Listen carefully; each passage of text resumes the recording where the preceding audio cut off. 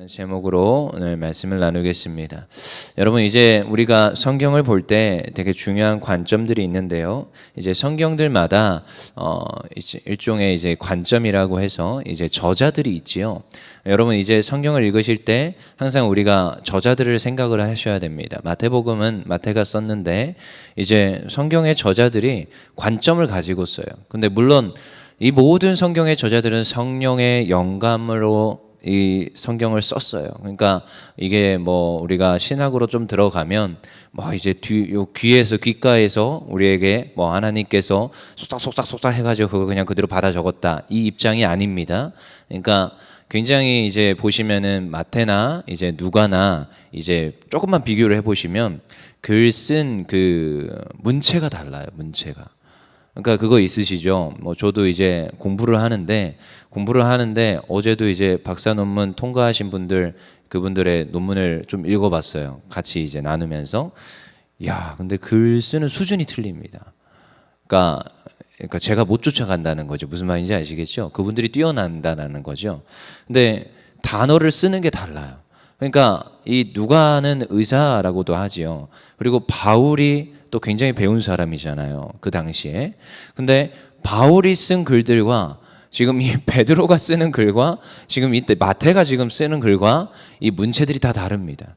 그러니까 귀에서 지금 성령님 하나님께서 쏙닥쏙닥 해서 지금 쓰는 거라면 문체가 같아야 됩니다. 왜냐하면 앞에 있는 권요셉 목사가 이 쓰는 말투가 있다라는 거 아시죠? 담임 목사님이 쓰는 말투가 있잖아요. 그러니까 그런 말투들이 녹아나요, 보시면은. 그래서 쓰는 단어도 틀립니다. 쓰는 단어도. 그래서 뭐 주일 저녁에도 봤지만 달라요. 여호와의 하나님의 자녀, 이 하나님의 자녀에 대해서도 단어를 다르게 쓰고 있어요. 요한이 다르고 베드로가 다릅니다. 그러니까 이런 것들을 우리가 보면 이 저자에 대해서도 우리가 관심을 가져야 됩니다. 왜냐? 하나님께서는 그 저자의 그 모든 걸 동원하셔서 성경을 쓰게 하셨어요. 그리고 또 저자가 특별히 관심을 가지고 집중하는 포인트들과 관점이 있습니다. 그래서 그런 걸 좀 이해하고 보면 이 사복음서도 우리에게 굉장히 유익을 줘요. 왜 똑같은 이야기들을 반복해서 썼을까? 근데요, 바라보는 시각과 관점이 틀립니다. 그러니까 사람들마다 프레임이라는 걸 가지고 있습니다. 세상을 바라보는 시각. 제가 어떠한 정치를 바라보는 시각과 어른들이 정치를 바라보는 시각이 틀려요. 왜냐? 프레임이 다르기 때문에. 창이라고 하죠. 프레임을 창. 그래서 세상을 바라보는 시각이죠. 근데 마태도 지금 마가도 누가도 지금 요한도 똑같은 지금 사건을 두고 굉장히 다양한 시각에서 이 사건을 기록하고 있어요. 그래서 이 사복음서는 저희가 예수님의 사역을 볼 때 굉장히 다양한 관점에서 보게 해줘서 유익함을 줍니다. 근데 특별히 마태복음은 어떤 그 예수님에 대해서 집중하느냐? 왕이신 예수님. 마가는 고난받으시는 예수님, 누가는 치유하시는 예수님, 요한은 하나님의 아들이신 예수님. 그러니까 굉장히 의도를 가지고 이 저자들이 기록을 하고 있어요. 물론 마태복음의 첫 시작이 계보를 시작하지요.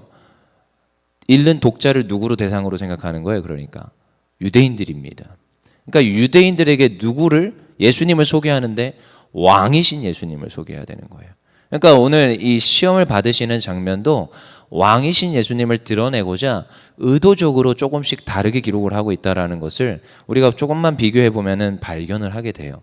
그래서 마태가 이 예수님을 왕이신 예수님으로 기록하고 있구나, 그런 것들 우리가 좀 기억을 할 필요가 있습니다. 그래서 우리 볼까요? 4장 1절. 그때 예수께서 성령에게 이끌려 마귀에게 시험을 받으러 어디로 갔습니까? 광야로 가셨습니다. 여러분, 예수님이 시험 받을 필요가 있어요?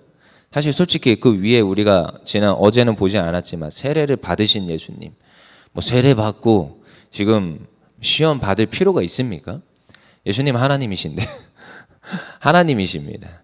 근데요, 철저히 예수님은 이 땅 가운데 공생애를 지금 모든 사역을 하시면서 어떻게 하느냐? 인간이 가신 그 모든 길을 다 답습하시고 똑같이 그 모든 것들을 행하십니다. 특별히 오늘 어떻게 해요? 광야에서 시험을 받으시는데 2절에 40일을 밤낮으로 금식하신 후에 줄이신지라. 여러분 이 40일이라는 의미가 굉장히 독특한 의미로 성경에서는 자주 나옵니다. 그러니까 40일은 하나님의 일을 할 때 준비하는 기간으로 많이 쓰여요. 그래서 앞선 이제 구약 시대 때도 40년을 이런 표현들이 종종 등장하는 거예요. 40이라는 숫자를 성경에서는 의도적으로 하나님의 일을 하기 전에 어떠한 거쳐야 될 어떠한 시간으로 굉장히 기록을 많이 하십니다. 예수님이 그래서 지금 부활 승천해서 올라가기 그 직전이가 또 40일 동안 이 땅 가운데 있으시면서 제자들을 또 가르치게 되는 거죠. 그러니까 40일이라는 표현을 우리가 굉장히 심도 있게 볼 필요는 없고 성경에서는 하나님의 일을 시작하기에 앞서서 준비하는 어떠한 기간으로 우리가 바라보게 된다는 거예요. 그래서 여러분 우리가 참 이 광야 학교 많은 이들이 지나갔습니다. 여러분 우리가 정말 광야 학교를 지나야 될 때가 있습니다. 근데 이때가 어느 때냐? 은혜 바로 받은 직후일 수도 있고요. 때로는 하나님의 일을 하기 직전일 수도 있습니다. 그러니까 지금 세례를 받으시고 광야 학교로 바로 들어가시는 예수님. 여러 가지 의미가 있는 거예요. 그리고 이 40일 금식이 끝나고 지금 시험을 받으시고 곧바로 공생의 사역을 하시는 예수님. 그러니까 이 지금 광야 학교에 대해서는 우리가 다양한 시각으로 볼 수 있죠. 근데 여러분 언제 이 지금 광야 학교를 지나요? 가장 은혜 받은 그때에 광야 학교로 들어갈 수도 있습니다. 그리고 때로는 큰 사역을 펼치기 직전에 광야 학교 들어가요. 근데 광야 학교로 들어가야 되는 거예요. 예수님도 그러하셨고 수많은 믿음의 선진들이 그러했습니다. 모세도 그러했고요. 요셉도 그러했고요. 다니엘은 그냥 그 포로기가 그냥 광야 학교입니다. 그러니까 그 모든 시간들을 철저히 이겨내고 지켜내고 때로는 이 광야 학교에서 우리가 견뎌내야 되는 거예요. 그리고 나서 또다시 이제 시험을 받으시게 되죠. 근데 시험을 받으실 때 이 마태가 의도적으로 굉장히 강조하는 부분이 있어요. 우리 한번 볼게요. 3절 읽어보겠습니다. 시작. 시험하는 자가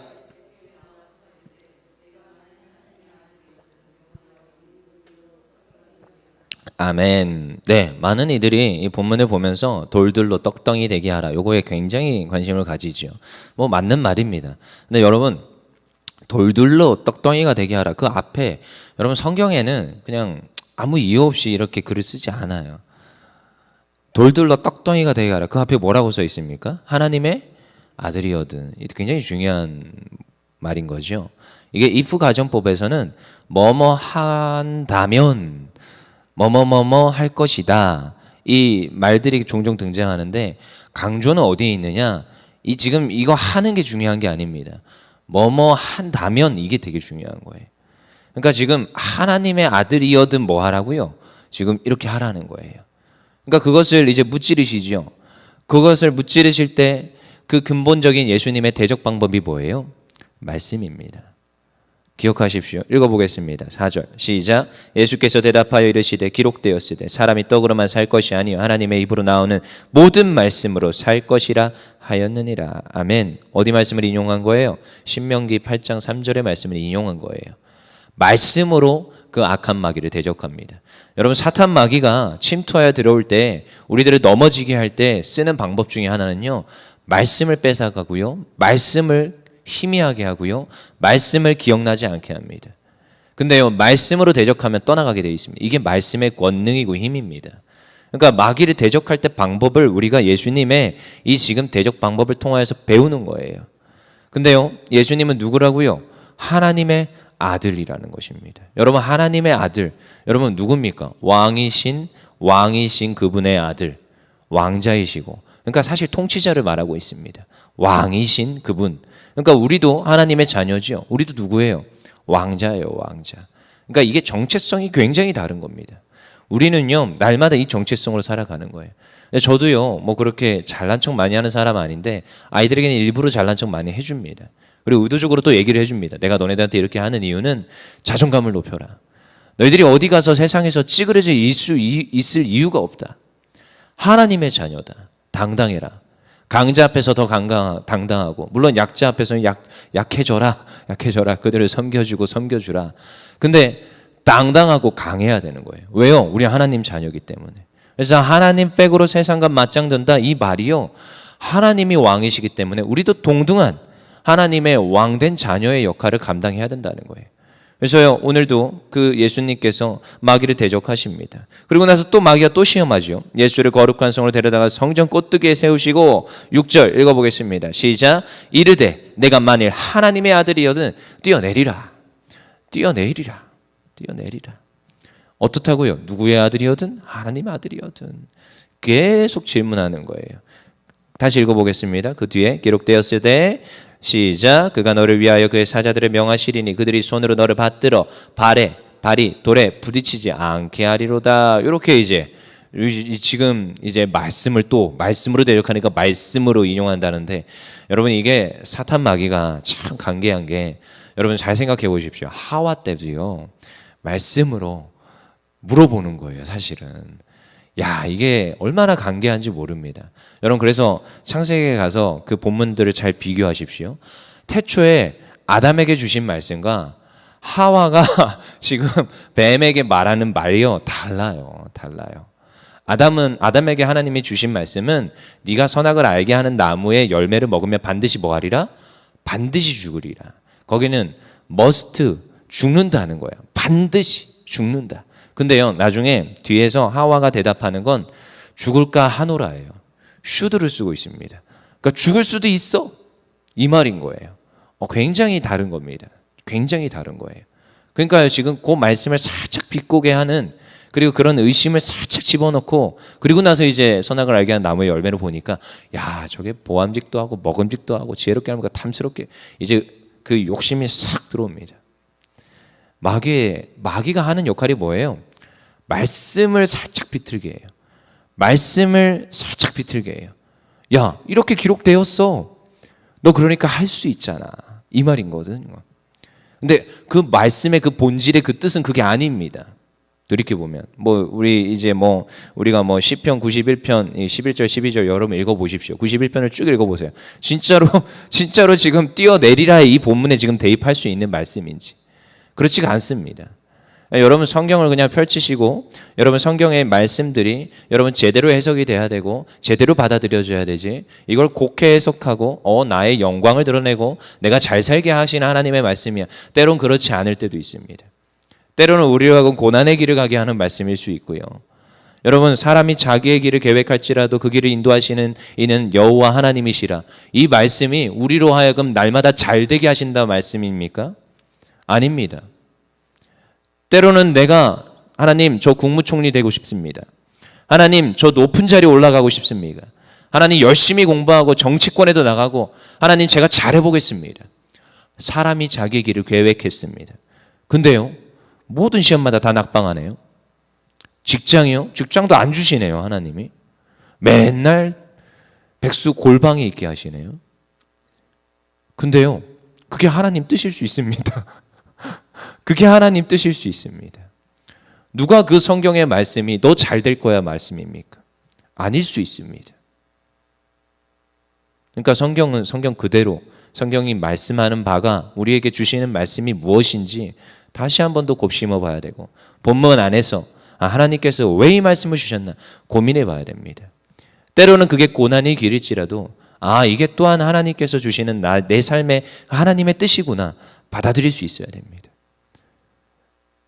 그리고 나서 괜히 이 말씀을 잘못 해석하고 때로는 넘어지고 시험에 들고, 그 누가 좋아할까요? 하나님이 좋아할까요? 마귀가 좋아할까요? 똑같죠. 오늘 예수님을 시험하는 모습이 똑같이 드러납니다. 그 다음에 7절 읽어보겠습니다. 시작. 예수께서 이르시되 또 기록되었을 때 주 너의 하나님을 시험하지 말라 하였느니라. 아니라는 거예요. 주 너의 하나님을 시험하지 말라. 대적합니다. 신명기 6장 16절 말씀으로 대적하지요. 그 다음에 8절 읽어보겠습니다. 시작. 마귀가 또 그를 데리고 지극히 높은 산으로 가서 천하만국과 그 영광을 보여 이르되 만일 내게 엎드려 경배하면 이 모든 것을 내게 주리라. 여기에 뭐가 안 나와요? 내가 만일 하나님의 아들이어든, 이게 안 나와요. 근데 이제 여러분 이거는 이제 잘 들으십시오. 많은 성경학자들이 빠져 있을 것이다 라고 추측을 합니다. 실제로 많은 성경학자들이. 제가 이제 전 굉장히 보수적인 신학을 했어요. 칼빈 대학교에서 나왔고 안양 신대원에서 나왔고 지금도 백석에서 보수적인 신학을 하고 있는데, 거기에서도 동일하게 얘기를 합니다. 이 본문에서 이제 본문 비평을 들어가는데 사실 동일하게 연장선 안에서 하나님의 아들이거든 이런 얘기를 했을 것이다라고 우리는 이제 조심스럽게 말을 합니다. 근데 믿거나 말거나 아니라고 생각하십시오 그냥. 근데 이제 많은 성경학자들이 그런다고 하니까 새겨 좀 들으시고. 근데 여기에서 그러지요. 너희가 그러니까 마귀가 또 그를 데리고 지극히 높은 산으로 가서 천하 만국과 그 영광을 보여주며 내게 엎드려 경배하라. 이 모든 것을 내게 주리라. 또다시 예수님께서 대적하십니다. 사탄아 물러가라. 주 너의 하나님께 경배하고 다만 그를 섬기라 하셨느니라. 이것도 신명기 말씀이에요. 신명기 그러니까 6장의 말씀으로 다 대적하죠. 너 지금 떠나가라. 여러분 악한 마귀를 대적할 때는 무엇으로요? 말씀으로 대적해야 되는 줄 믿습니다. 그래서요 우리 율정교회는 날마다 말씀이에요. 여러분 말씀에 힘이 있고 능력이 있습니다. 앞에 있는 지도자의 말을 들으라 이게 아닙니다. 하나님의 말씀에 힘이 있고 하나님의 말씀에 능력이 있습니다. 날마다 본질입니다. 저는요 본질로 다시 돌아가야 된다고 생각해요. 한국교회가 다시 본질 앞에 서야 된다고 생각해요. 본질이 무엇입니까? 말씀입니다. 그럼 말씀에서 무엇이라고 기록하느냐? 말씀이 오늘 나에게 나의 삶에 무엇이라고 말하느냐? 한 청년이 이번 주 주일 말씀을 듣고 이렇게 적어놨더라고요. 이야, 당장 죽을지도 모르는 그 상황에서 베드로는 자고 있었네? 이렇게 적었더라고요. 그래서 내가 그거 보면서 막 웃었어요. 그래서 야, 좀 표현은 좀 그렇지 않지 않냐 하면서 막 제가 그랬었어요. 이제 이번 주 주일 본문이잖아요. 그렇습니다. 왜요? 그 상황 앞에서도 마음의 평안과 기쁨이 있는 거예요. 왜요? 그 안에 하나님의 임재가 있기 때문에, 하나님의 살아 역사하심이 있기 때문에. 근데 또 그 말씀을 또 여러 각도에서 받아들이고 내 삶에 녹여내는 거예요. 그래서 그 청년이 고백합니다. 자기도 이런 상황에서 이렇게 할 수 있을까요? 근데 이렇게 했으면 좋겠다고. 그게 말씀의 적용이라는 것입니다. 여러분 오늘 마태복음 그냥 읽으면서 이 저자가 이렇게 말했어요. 근데 이게 나의 삶과 아무런 연관이 없으면 이건 그냥 기록된 말씀일 뿐이에요. 근데 이 기록된 말씀이 오늘도 내 삶에 왕이신 예수님이 내 마음에 체감이 되어지고 내 삶 가운데서 수많은 마귀들이 시험이 있다는 걸 아는데 그거를 내가 말씀으로 대적해야 되는구나. 말씀으로. 사탄 마귀를 어떻게 대적합니까? 말씀으로 대적하는 거예요. 저도요 입에요 나중에 붙어요.